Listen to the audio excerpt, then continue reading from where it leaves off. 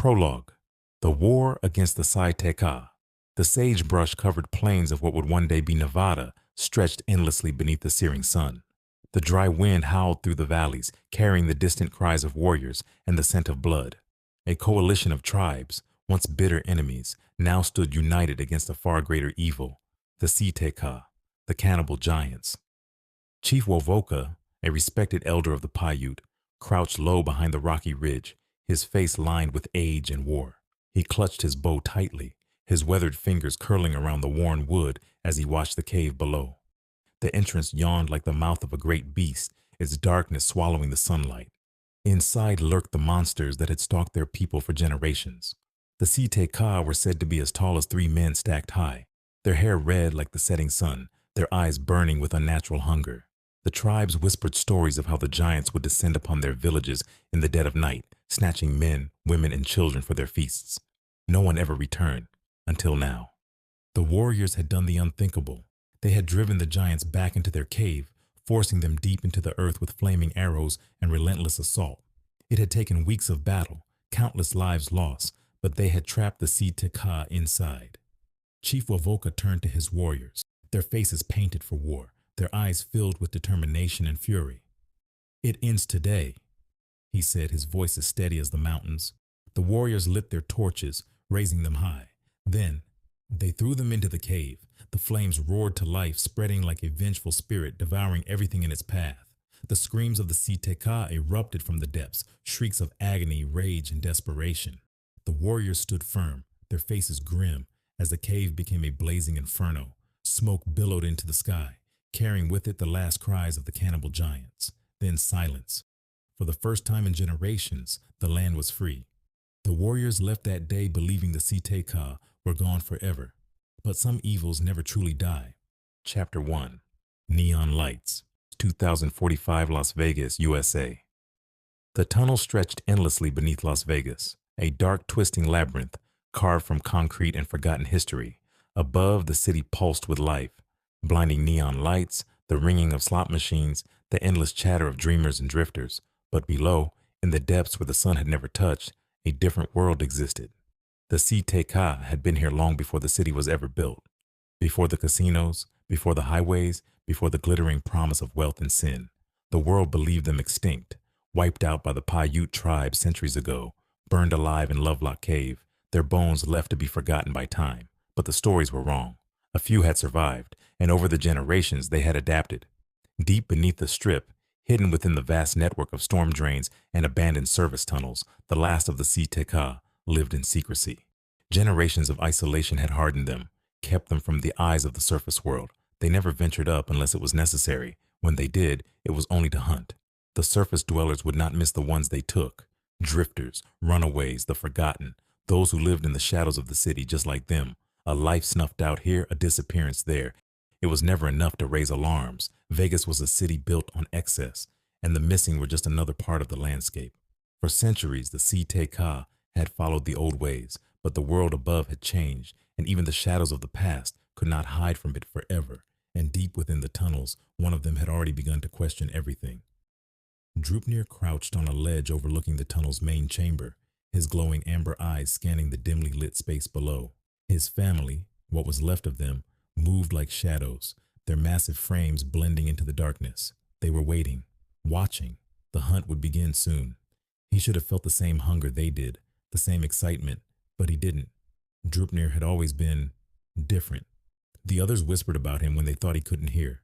Too soft, too curious, too much like them. It was an insult in their eyes. They weren't completely wrong. Unlike the rest of the Si-Te-Cah, Drupnir didn't despise the humans. He was fascinated by them, their music, their food, their stories. He had spent countless nights in the abandoned parts of the tunnels, listening. Overhead, through the steel grates and storm drains, he heard the rhythms of the world above, thumping bass from passing cars, the laughter of drunks stumbling down alleys, the sizzling of street food on open flames. He had even collected things, a discarded radio that still worked when he kicked it the right way, a cookbook someone had thrown away, its pages stained but still readable, a cheap pair of sunglasses he liked to wear, even if they barely fit his broad face. His father, Gorm, the eldest of their kind, hated it. "You are Si-Te-Cah, a hunter, not a scavenger." The old giant had roared when he found Drupnir flipping through the cookbook. They are prey, their ways are filth, their food is filth. But Drupnir wasn't so sure. If their way of life was so superior, why did they live like rats in the dark while the humans above feasted? Why did they scrape together a brutal existence when the world had so much more? A world he was beginning to wonder if he truly wanted to be separate from. The tunnel stretched endlessly beneath Las Vegas, weaving through darkness like a maze forgotten by time.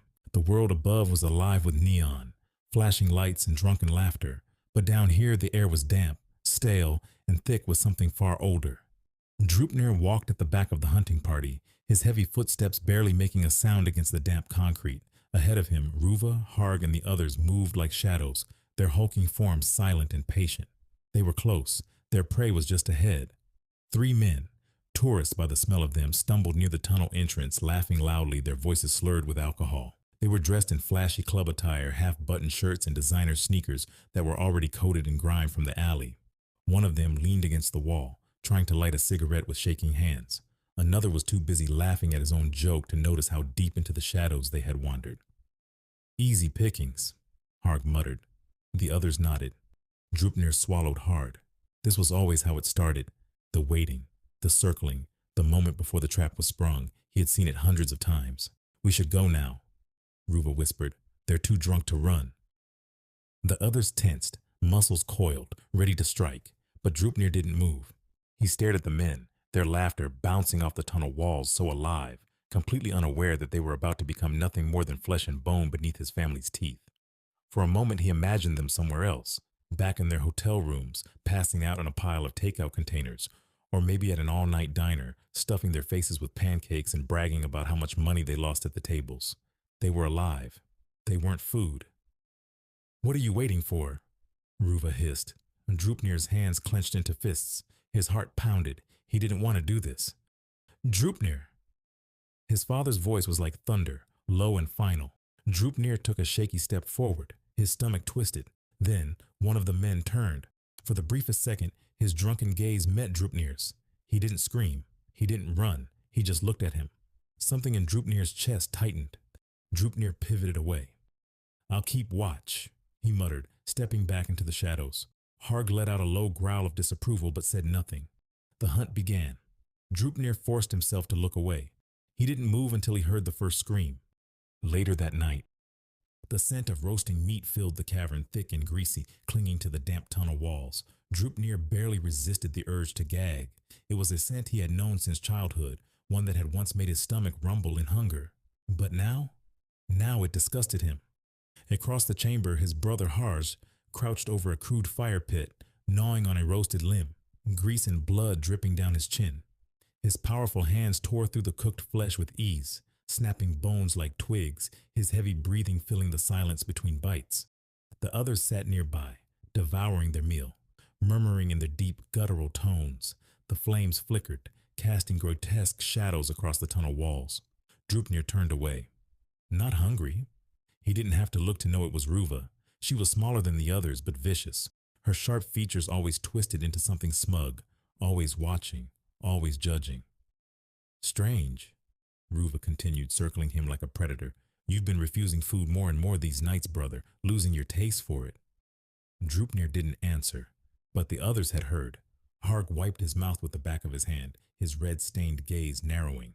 The other giants shifted, their eyes glinting in the dim light. Even Gorm, their father, had gone still. He didn't look up from where he sat, but his silence was heavier than words. Ruva's voice dripped with mockery. "Maybe he's been eating something else." The words sent a ripple through the group. Drupnir felt it immediately. The change in the air, the shift in tension. Something human. A low growl spread through the gathering. Drupnir clenched his fists. He wanted to lash out, to tell them they were the ones acting like beasts, that what they were doing was wrong, but what would it change? "I just ain't hungry," he muttered. Ruva's lips curled.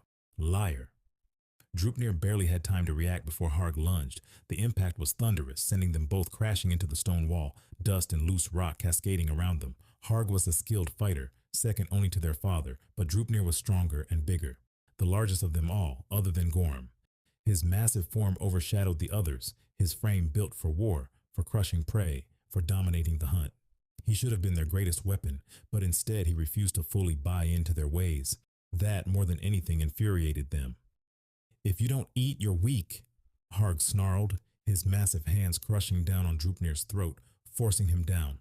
"And the weak—" Drupnir didn't let him finish. With a roar, he threw Harg off, sending him sprawling across the cavern floor. The force sent embers scattering from the fire pit, illuminating the stunned expressions of the others. Drupnir scrambled to his feet, chest heaving, his hands shaking from fury. The others stood now, watching, waiting. Gorm finally stirred. The old giant rose from his seat like a shifting mountain, his towering form casting deep shadows. His voice, gravelly and ancient, rumbled through the chamber. "Enough." Harg hesitated, but stepped back, though his glaring, hate-filled eyes never left Drupnir. The silence that followed was suffocating. Then, finally, Gorm turned his gaze to Drupnir.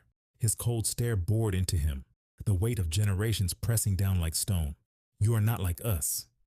The fire crackled. Harg's ragged breathing filled the silence. Drupnir stood his ground, fists clenched. Gorm's voice came again, low, final. "And that will be your undoing."